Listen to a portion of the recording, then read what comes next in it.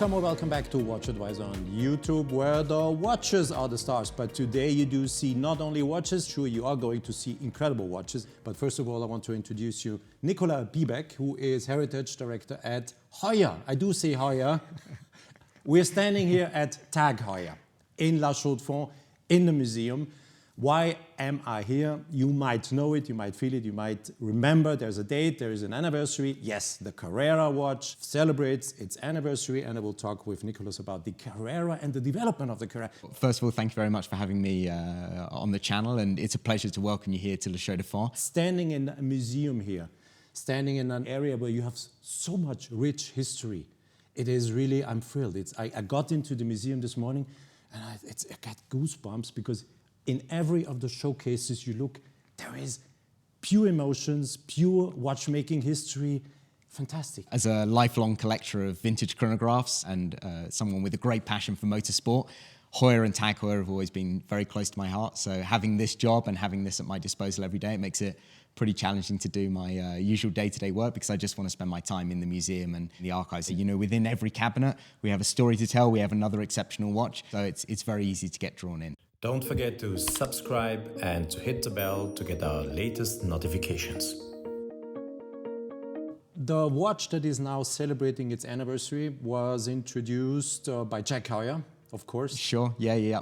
The mastermind behind all the story of this watch. Yeah. Where did it start? As you say, Jack oversaw the launch of the Carrera in 1963, a visionary leader, a great marketeer, and still a great friend of the brand today. I'm lucky to see him on quite a regular basis. But I think to tell the Carrera story, we have to rewind a little bit before the launch in 63 and discuss La Carrera Panamericana, this epic road race that took place in Mexico from 1950 to 1954. It had 5 runnings, and initially it was launched as this promotional effort by the Mexican government for the Trans-American Highway, this stretch of road passing from the northern to the southern border of the country. You've probably heard the story many times, but it was an extremely dangerous race. It tested man and machine. The drivers were really put to their absolute limit, giving literal, blood, sweat and tears, more than 3,000 kilometers over many, many days and many stages. Initially, this is a race for privateers. It's guys in Oldsmobiles and Buicks coming down from the US to Mexico.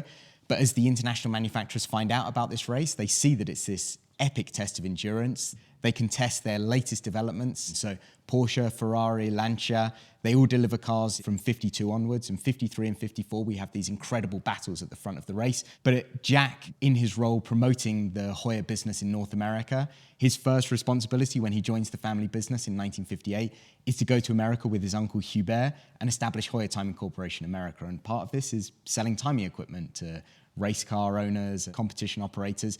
And he becomes close to the Sports Car Club of America, the SCCA, and he travels down to Sebring 1962 because they're providing the timing equipment. He sees it as a chance to meet the racing teams and the drivers and the enthusiasts who are following. He sees it as a great demographic to sell wristwatches and timing equipment. And whilst he's there, he meets the parents of Pedro and Ricardo Rodriguez, these incredible Mexican racing drivers who are at the time, I think, 19 and 21 or something like this, very young guys. And they tell Jack these incredible stories of these battles, this test of endurance, the great challenges that these drivers face during the course of the race.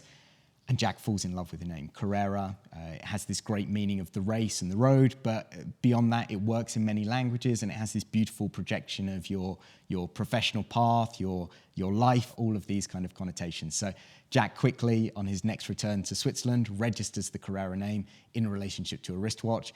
And in 1963, of course, the first references arrive. Of course, we talk about the Carrera in 63, but it's also good to look at the kind of macro factor of A, the watch industry, but B, also Heuer's portfolio at the time. It's important to remember that Heuer were predominantly a timing equipment manufacturer. 70 to 80% of our turnover, even our most successful periods under Heuer for wristwatches, came from stopwatches and other timing equipment. So the wristwatches were quite a small part of the portfolio, but we were already marketing a number of references. The 3336, a 2-register chronograph powered by the Valjoux 92, the reference 2444 with the Valjoux 72, towards sporting professionals, scientists, the military, people in very, very demanding environments. It was an approach that many other brands took too at the same time. Absolutely. So it was the time where these watches came to the market. We can talk about the Omega Speedmaster, we can talk about many other products that really hit the market in that Absolutely. period, trying to attract people that are doing new things. Absolutely. Getting engineers doing crazy things, and they try to find the appropriate watches. Nicholas, guide us through the next developments in watches so that we can then make the link to the watches you can buy for the anniversary. 2 chronographs, and there's one highlight. You will stay tuned, so you will discover.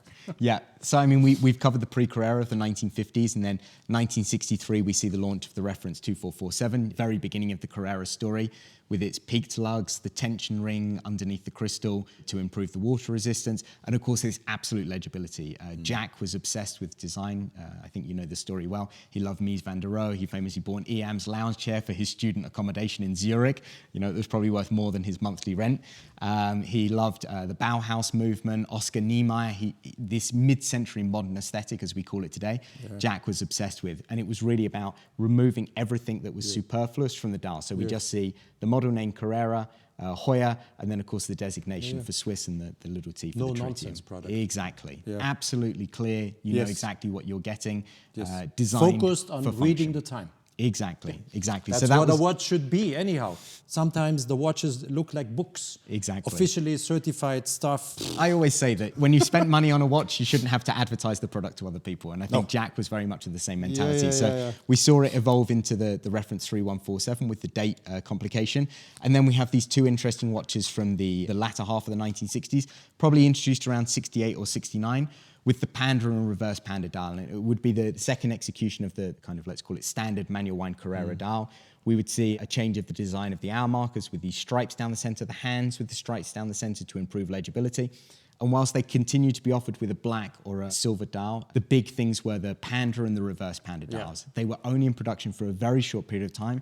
They're extremely rare. And when we were reflecting on how we celebrate the Carrera 60th anniversary, of course, it would have been easy to go back to the first 2447 with the silver dial, but we'd already paid homage to that for the 160th anniversary of the company. So I said, look, you know, these are the rarest and, as a result, kind of most valuable and most desirable watches among collectors, the 2447 SN and NS respectively. Let's take those as inspiration. So, of course, in January at LVMH Watch Week, we did a modern update of this. Case size increases to 39 millimeters to house the automatic Heuer 02. We have sapphire crystals, you know, refinement in the production process, et cetera, et cetera. And then we had this piece as well. And this was the piece that would provide the inspiration for one of the new releases that pays respect to our past. This, for me, is one of my all-time favorite Carreras, and it's great that we've been able to carry some of these design lessons over into the modern collection. So on your screen, you do see the TAG Heuer Carrera Chronograph 60th Anniversary Edition. I have to say one thing that might not please you, that this is a watch that has already been released in January and one time shot 600 pieces. I just learned that probably they are sold out, but you never know. In case you are now thinking about buying one, go ahead, but might be a little bit more difficult than you thought. So let me give you the interesting things you want to know is the size or the diameter of the case is 39 millimeters, 14.7 millimeters thick, features a lug-to-lug distance of 47.5 millimeters. What is the lug-to-lug distance? I'm always measuring from one lug end to the other lug end, and this defines how the watch will sit on your wrist. Beautifully executed strap. With one thing I have to show first. Have you seen this beautiful pin buckle? And what do you see? You just see Heuer. It's the way it should be. Especially if you're doing a watch celebrating the 60th anniversary of the Carrera. There's no tag. There's no tag on the dial. It is identical to the original strap. So the strap tapers down from 19 to 16. We have 19 millimeters in between the lugs, and it tapers down to 16 millimeters. And also might be interesting for you, what do you think is the dial aperture here? I'm pointing this out because you will, in this video, discover the new Carrera, and you will see that the dial aperture is bigger than it is here. Here we do have 34.9 millimeters, and you will discover with the new Carrera that the dial aperture is almost identical with the case size. What does this bring? Better readability. Since these glasses are all a little bit boxed, you don't have any distortions. Limited edition, 600 pieces, and also you might have seen this 1 out of 600. This is not how they are selling the watches. This watch is really numbered from 000 out of 600 to 600 out of 600. So you will not buy a watch that says 1 of 600. This is a prototype. This is a watch they have been showing at the LVMH Watch Week in Singapore. This is one of the first ones they did. So 1 off is being replaced by a complete numbering from 000 out of to 600 out of 600. Powering the watch is the Heuer Caliber 02 with a power reserve of 80 hours. It's a column wheel chronograph. We will discover the new version called TH20 in the new Carrera watches. I will just show you right after this anniversary edition. A few things have changed. The limited edition 60th anniversary that might be sold out, the 600 pieces, but just in case you're lucky to find one, you should be able to get the watch for 6,950 Swiss francs, including the Swiss VAT. This is the price you should pay for this watch, not more. So if someone tries to sell you the watch for more, he might be cheating. Might be.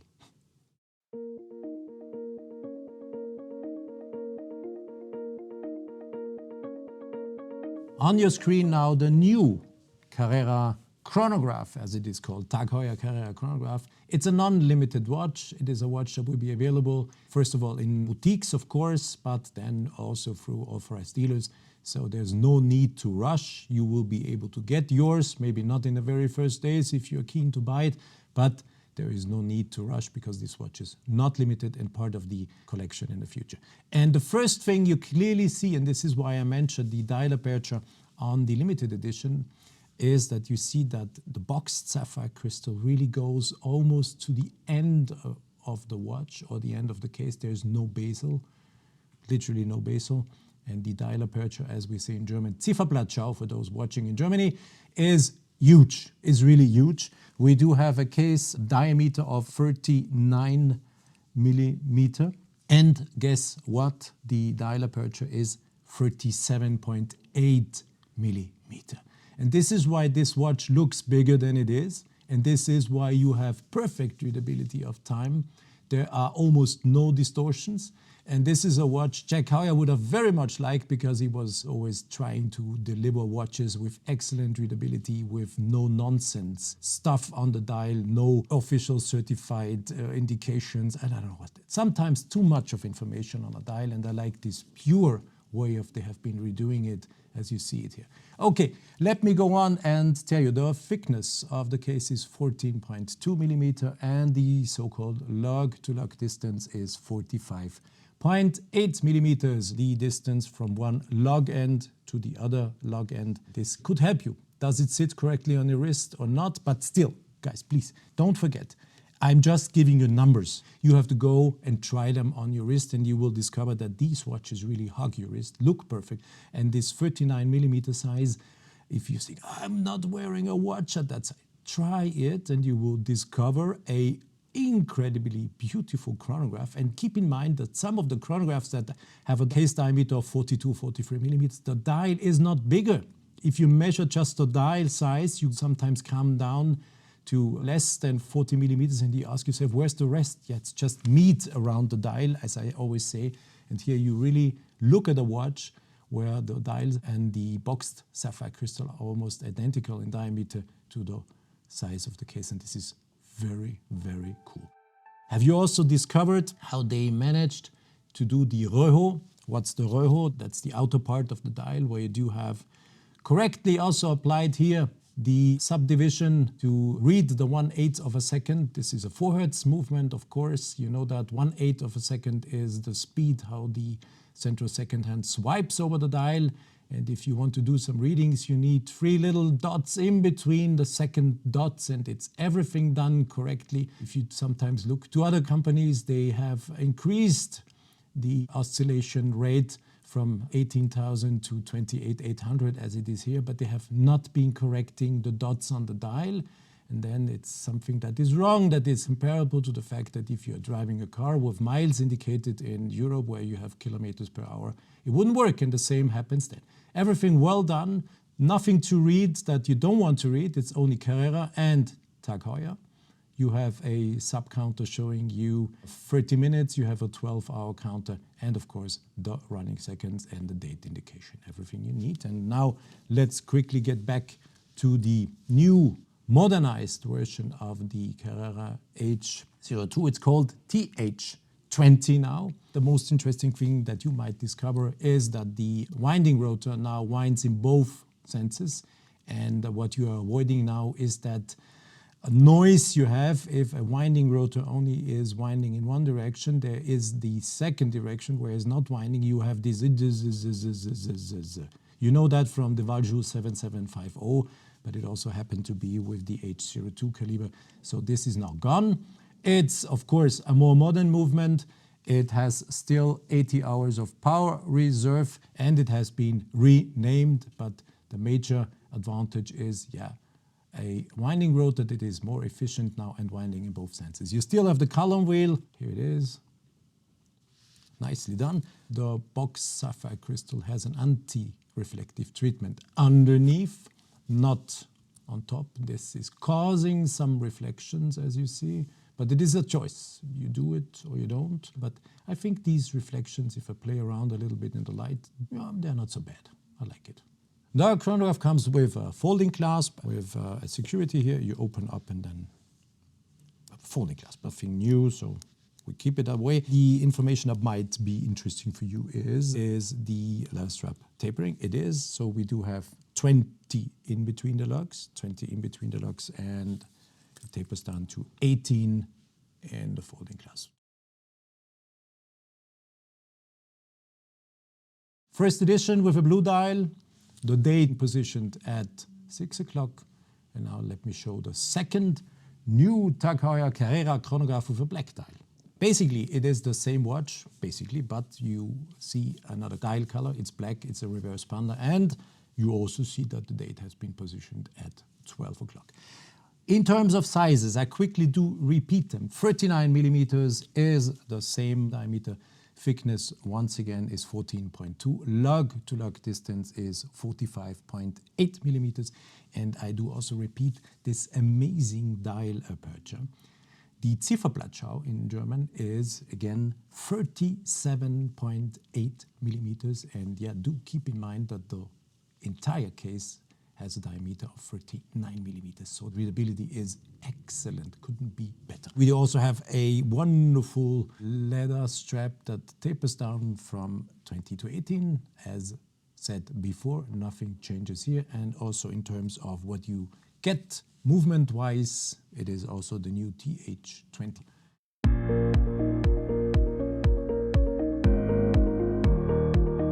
Blue one, black one, date at 12, date at 6. What do you prefer personally? Let me know.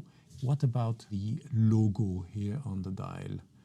Wouldn't it have been cooler to just have Heuer, or do you agree with the decision they made that they say since years they are now TAG Heuer? And lots of people don't even know that there is a second name because they call the brand just TAG. Okay, you are experts, you know that it is TAG Heuer, and you know that TAG bought Heuer years ago, but in my humble opinion would have been a cooler choice to just see Heuer here. But okay, that's my 2 cents. So, blue or black, what's your favorite? Yeah, you know me. Those who are watching WatchAdvisor for a longer time know that I am very much into blue. My choice would be the blue one. You know, when I'm discovering a new watch, I do have one theory. If a watch, when I see it the very first time, and this morning I did see this watch the very first time, if it pleases me and if I like it in between 10 seconds, I buy it normally. So it's most likely that this watch will get into my collection very soon. Can happen. But what will I have and what will you have to pay for the watches? It's 6,300 Swiss francs, including VAT. The watches will come to the boutiques first, as I said, just right today. It's the 27th. It's the opening of Watches and Wonders. It's the first day that people can discover the novelties. I can tell you from today on, the watches are available. Maybe not everywhere, but in the next days they will be available. And if you're one of the first, you should be able to get one before they maybe are sold out the first time. Can happen, you don't know. But they are both absolutely beautifully executed watches, and you have to raise your hat for the guy who said, let's open up the dial to the edge, really to the edge. There's no bezel here. It's just dial and sapphire crystal. Look, beautiful.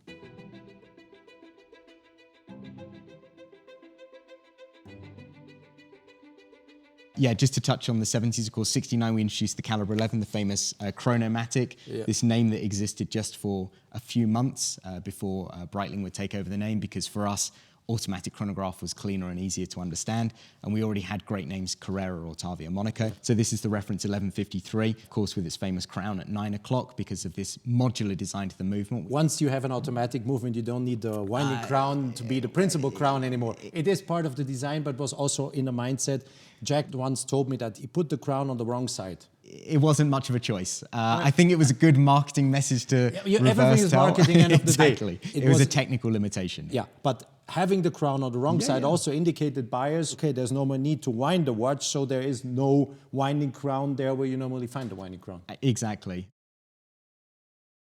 The new TAG Heuer Carrera Tourbillon that you see right now on your screen is in many senses quite particular and a unique watch, because think about how many chronographs and tourbillon are on the market, and think about how much you normally have to pay for such a watch, and think about how difficult it is to get these watches on your wrist, even if you have the money, because most of these watches are sold even before they are manufactured. Here it gives you the possibility to wear a tourbillon for a very reasonable price, which is a 1 minute tourbillon, so it will rotate once a minute, and you have the full visibility on it. Plus you have a chronograph, plus you have a Carrera watch, plus you have the new design with that incredible dial aperture, and so on. 42 millimeters is the diameter of the watch. The thickness is 14.6 millimeter. The so-called lug-to-lug distance is 48.3. Then we do have, in between the lugs, 22 millimeters, and the strap tapers down to 22 to 20. In the folding clasp, we have seen the folding clasp before, so there it is. So the base caliber is the same you saw before. It's the TH20. Without tourbillon is called TH20/00, and this one is called /09. It's a column wheel driven chronograph. You see the column wheel here prominently. The tourbillon has been integrated, and the power reserve is a little bit less. It's 65 hours in this case, but yeah, it's still enough. Anyhow, if you're wearing the watch, the winding system now is winding in both directions, so it's more efficient. It's less loud or less noisy or less disturbing on your wrist when you move your wrist, so you should have no problems with power reserve. Anyhow, once again, here also perfect alignment of push pieces and crown. Since it's not a modular chrono, it is an in-house manufactured chronograph movement. And now comes the really spectacular thing. I've been talking about a tourbillon chronograph, and you know these watches normally start, yes, in price ranges that are quite something, but here the price is 23,500 Swiss francs. 23,500 Swiss francs. Tourbillon chronograph in the new Carrera case with that exceptional dial aperture. It's really big, big, big cinema on the wrist.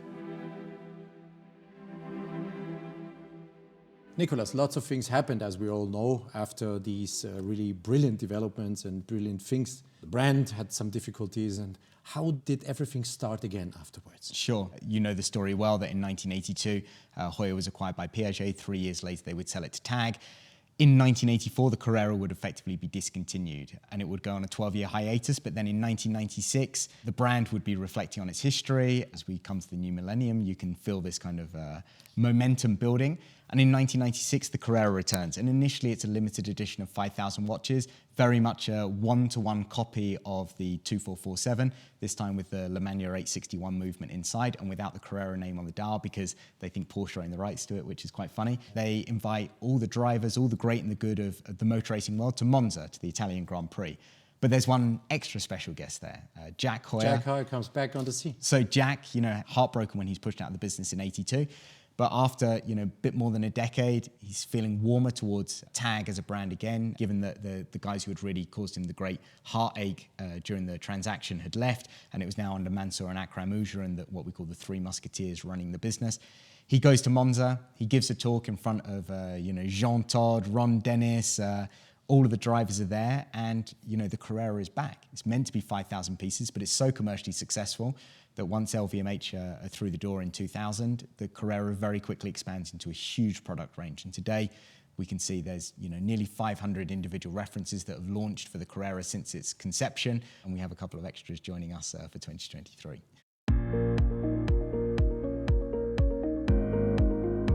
Nicholas, thanks for the first part of our in-deep presentation, I have to say. Was amazing to listen to you. I could be here all day. Nicholas, thank you. Questions, stuff, as always, in the comment section. If it's too difficult for me to answer them, he will be the guy that will answer you. You see him. Do also think about recommending WatchAdvisor on YouTube to your friends because it might be interesting. We're really focusing on watches. WatchAdvisor is the channel where the watches are the stars. Bye-bye.